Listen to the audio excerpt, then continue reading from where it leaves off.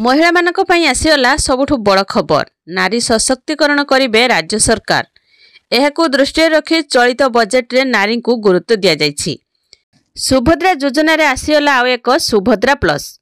Subhadra plus रे किशोरी सुभद्रा, सुभद्रा संचय, सुभद्रा सखी, सुभद्रा यात्री, सुभद्रा क्लब, कुहा सुभद्रा कॉल सेंटर, सुभद्रा सहयोगी, सुभद्रा पंडित, सुभद्रा और सुभद्रा वृत्ति भली नुआ पदक्षेप नेबे राज्य सरकार।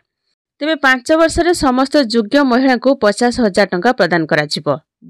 2025-26 आर्थिक वर्ष रे महिला सुरक्षा पई सुनिश्चित करिबा पई सुभद्रा योजना रे 10,150 कोटी टंका और सुभद्रा सुरक्षा अधीन रे 153 कोटी टंका दिया जिवो।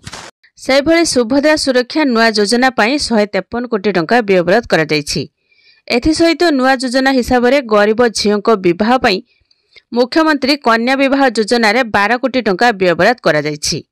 एथिरे गरीब झियों सामूहिक विवाह करिबे सरकार। 2025-26 आर्थिक वर्ष लगी मुख्यमंत्री मोहन चरण माझी विधानसभा रे पूर्णांग बजेट उपस्थापन करछंती।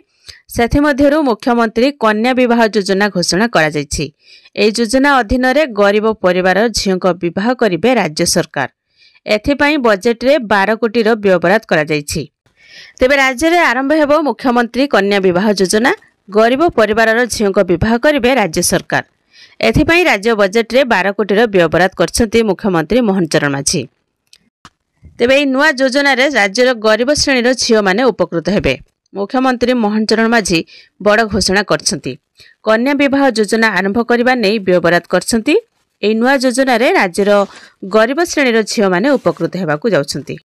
तो यह थिला आपण मान पई गोटे छोट इन्फॉर्मेशन। वीडियो को लाइक करंतु आ हम चैनल सहित जोड़ी रहबा पई चैनल को सब्सक्राइब करी पाखर आस्तबा घंटा चिन्ह को दबाई ऑल सिलेक्ट करनियंतु।